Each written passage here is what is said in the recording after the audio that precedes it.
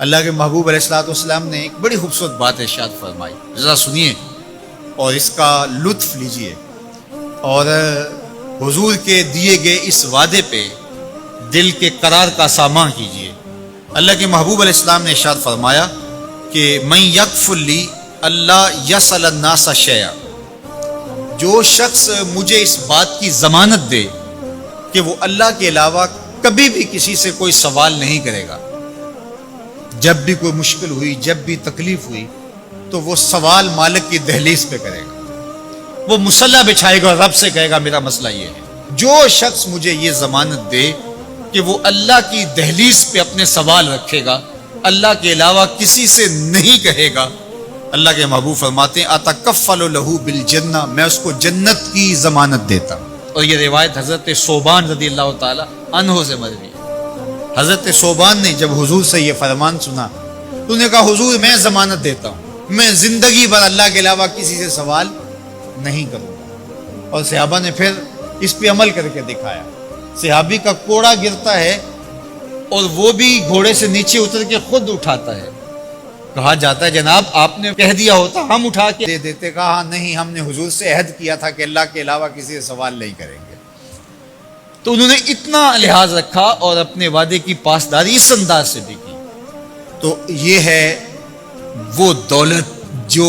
کسی بندے کو اللہ صالح اعمال کے نتیجے میں عطا کرتا ہے۔ حضرت حسن بصری رضی اللہ تعالیٰ عنہ فرماتے ہیں کہ یہ کسی شخص کا ضعیف یقین ہے کہ جو اس کے پاس موجود ہے اس پر اس کو اعتماد ہے، اور اس کا جو حصہ اللہ کے پاس موجود ہے اس پر اس کو اعتماد نہیں ہے۔ دیکھیے ایک شخص کے پاس کچھ پیسے موجود ہوں، اس کی جیب میں ہے، اس کے لاکر میں ہے، گھر میں ہے، اور ایک وہ اس کا مال ہے جو بینک میں پڑا ہوا ہے، تو جس طرح وہ اپنے ہاتھ میں موجود پیسوں پر مطمئن ہوتا ہے، بینک میں پڑے ہوئے پیسوں پر بھی ایسے ہی مطمئن ہوتا ہے، کہتا ہے وہ بھی میرے ہی ہیں۔ تو جو شخص بینک میں پڑے ہوئے پیسوں پر تو مطمئن ہے، گھر میں موجود رقم پر تو مطمئن ہے، اس کے ہاتھ میں، اس کی جیب میں جو ہے اس پر تو مطمئن ہے، اور اس کی قسمت کا جو ابھی اللہ کے پاس ہے اس نے ابھی اس کو دیا نہیں، اس پہ مطمئن نہیں ہے، تو حضرت حسن بصری فرماتے ہیں اس سے بڑھ کر ذوف یقین اور کیا ہوگا کہ جو اس کے پاس ہے، جس کو چرایا جا سکتا ہے، جس کو چور کھینچ سکتا ہے، جو گر سکتا ہے، جو چھینا جا سکتا ہے، اس پہ تو یقین کر رہا ہے کہ یہ میرا ہے، اور جو اس کا حصہ اللہ کے ہاں ہے اس پہ یقین نہیں کر رہا، تو کہا کہ اس سے بڑھ کر پھر اور ذوف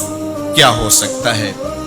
اس لیے اپنی زندگی میں قناعت کا نور رکھنے والے ہی مطمئن زندگی گزارتے ہیں۔ ابن جوزی نے کہا تھا کہ جس شخص کی زندگی میں قناعت آ گئی اس کی زندگی مطمئن ہو گئی، اور جس شخص کی زندگی میں طمع آ گیا اس کی زندگی گھٹن کا شکار ہوگی، اذیت کا شکار ہوگی۔ حضرت سہل بن سعد الساعدی رضی اللہ تعالی عنہ سے یہ روایت ملتی ہے کہ ایک شخص حضور کی خدمت میں آیا اور اس نے حضور سے ایک عجیب سوال کیا۔ اس نے کہا حضور مجھے کوئی ایسا عمل ارشاد فرما دیجئے کہ اگر میں وہ کروں تو مجھ سے اللہ بھی پیار کرے اور اللہ کی مخلوق بھی مجھ سے پیار کرے۔ ایک عمل ایسا بتا دیجئے اگر میں وہ عمل بجا لاؤں تو اللہ مجھ سے پیار کرے اور اس کی مخلوق بھی مجھ سے پیار کرے۔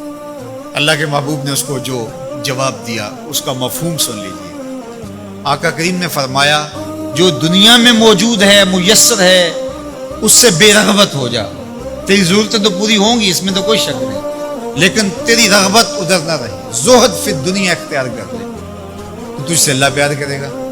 کہ یہ بندہ دنیا میں رہ کے بھی دنیا کا نہیں میرا ہے، اور جو لوگوں کے پاس ہے ان سے بے نیاز ہو جا تو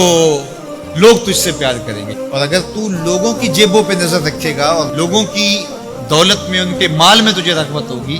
تو فرمایا کہ پھر لوگ تجھ سے دور ہٹ جائیں گے۔ تو اللہ قناعت کا نور عطا فرماتا ہے شخص کو جو اچھے اور صالح اعمال